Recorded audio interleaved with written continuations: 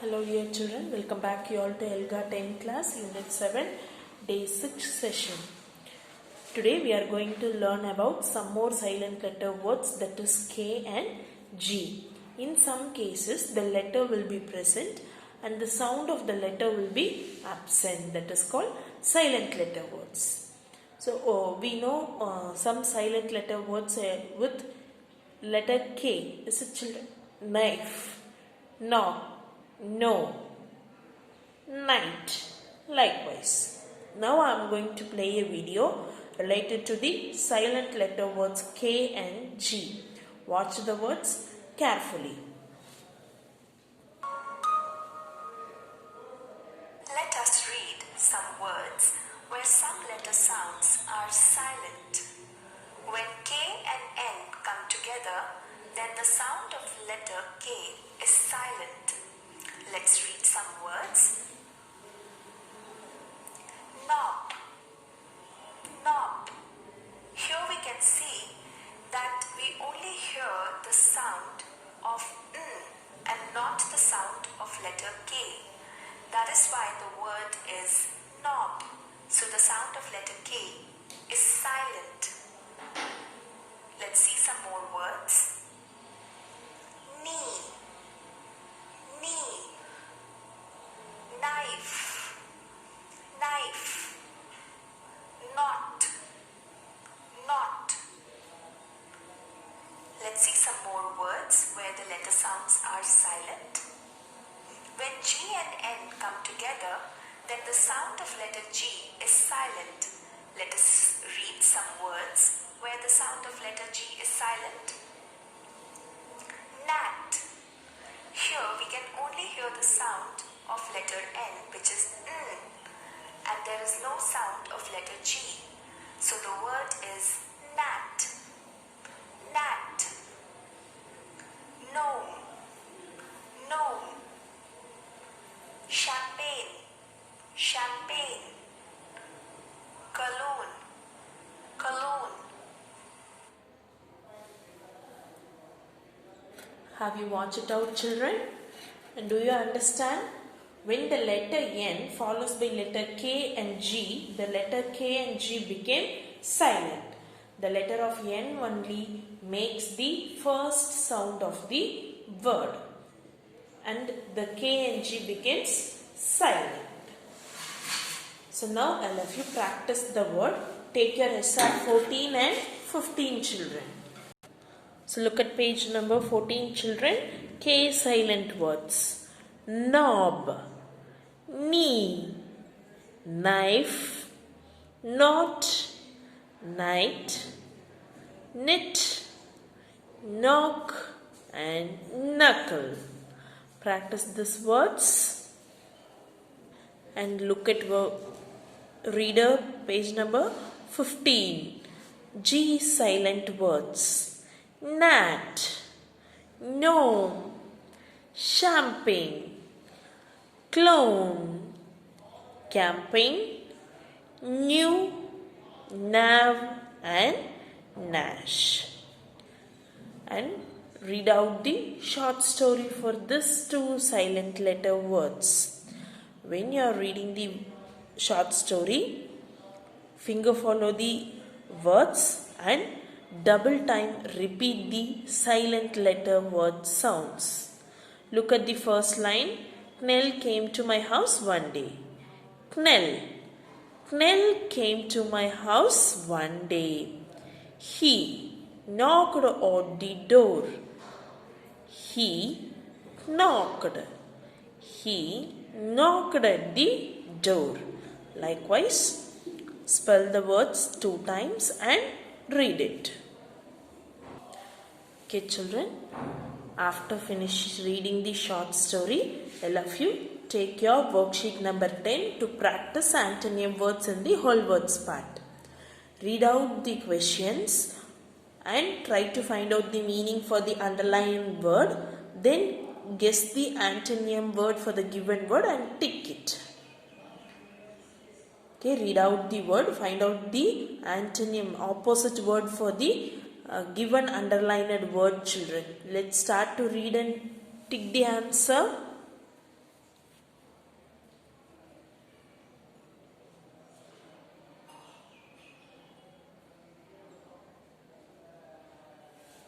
Okay, children, let's check our answer.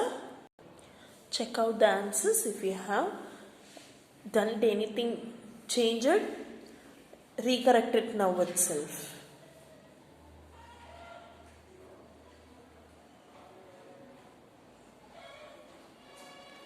That's all for whole word, children. Close the worksheet. At home, practice some antonym words. Okay, children, let's move on to reading and listening comprehension. So, in reading and listening comprehension, you are going to know about what is drawing conclusion and how to give a conclusion for your writing. So, let's learn what is conclusion. So, conclusion means what we finally think about something. So, what we think about something is called a conclusion of the topic or the idea. So, using facts and opinions from the article, we read, we can think and draw our own conclusion. So, from the fact and opinion which we read and we can think about a particular topic makes us to give a conclusion. So, draw this table in your rough note, children. Have you all drawn it? So, look at the first column. What I know from before. So, before giving a conclusion or before getting information about a topic, you know something about the topic previously. Just a general information. That thing you want to write it here. So, we can talk using our mobile phone. Generally, we know that before a research about mobile phone. Then we can click pictures and send messages using mobile phone also, we will know that. Then new information about mobile phones, what I have learned. Yeah, mobile phone have made life easier by making so much information easily accessible to us. And then it take a long time for mobile phones to become so advanced. Then what finally I think, from what I know and what I have read, I think that technology has come a long way in making mobile phones as useful as they are today. So, to give a drawing conclusion, first write what you know already about it. Then write after getting information what you learned. Then at last give the drawing conclusion. Okay, children, let's move on to grammar part. Already we have learned about what is simple present tense and simple past tenses. Today you are going to learn about some extra verb forms. So to learn that, read out the following sentence and find out the verb. I walked in the park yesterday.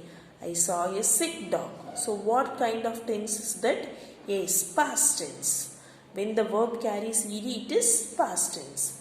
Then look at the second one. While I was walking in the park yesterday, I saw a sick dog. So along with the past tense verb, the verb here changed into ing. Have you noted down? So walked, he in the second sentence was walking. So both these sentences show the actions that already happened.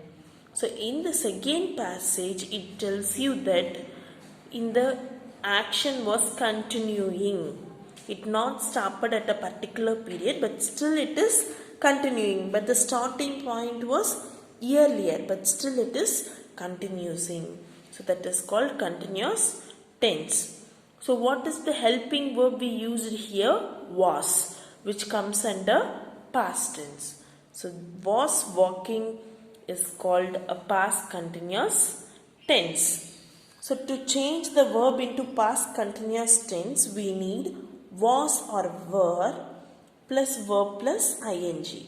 Was is for singular tense and were is for plural subject. Then read out this.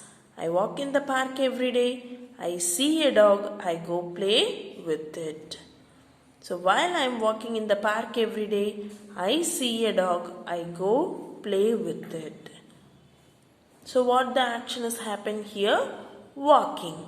But the helping verb is changed from was to am in the second sentence comparing to the previous sentence. So what kind of tense is that?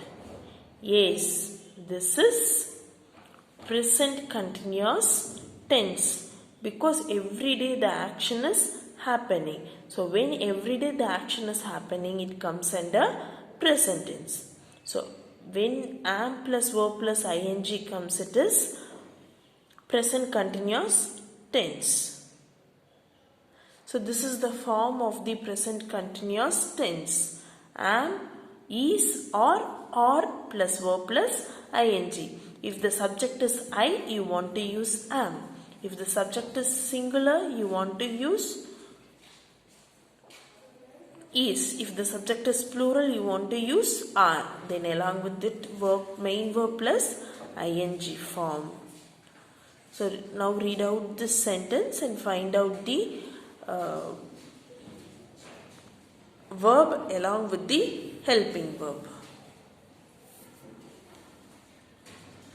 Yes, you are correct, children. In the first tense, will walk, and in the second tense, will be walking.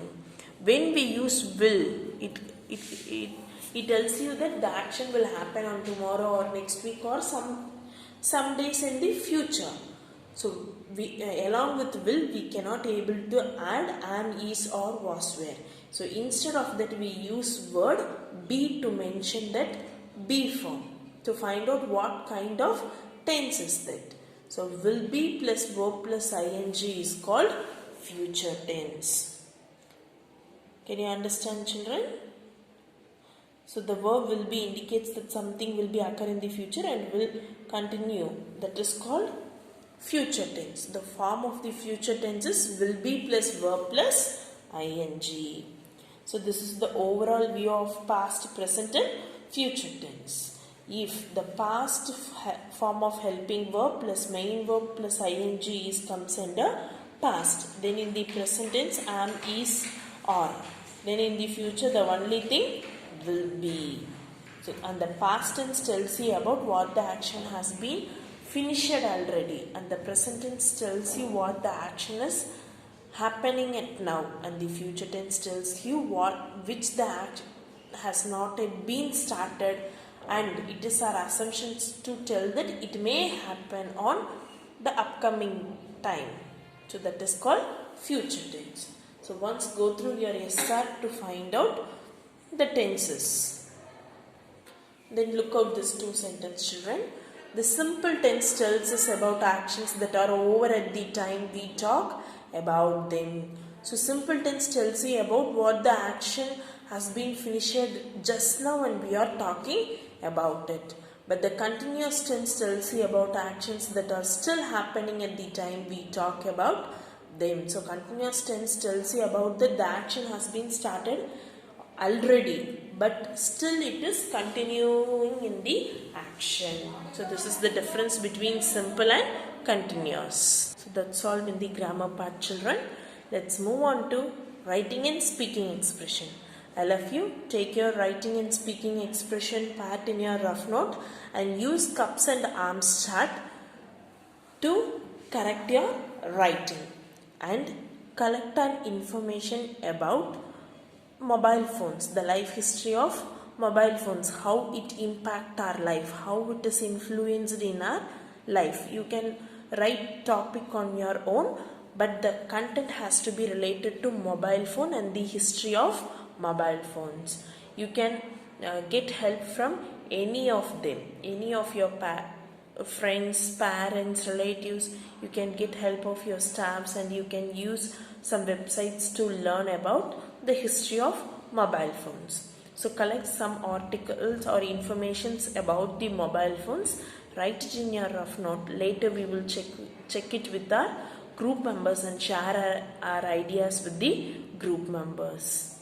That's all in writing and speaking, children. Your today's homework is go through all the 3 articles along with your own writing. Thank you, children.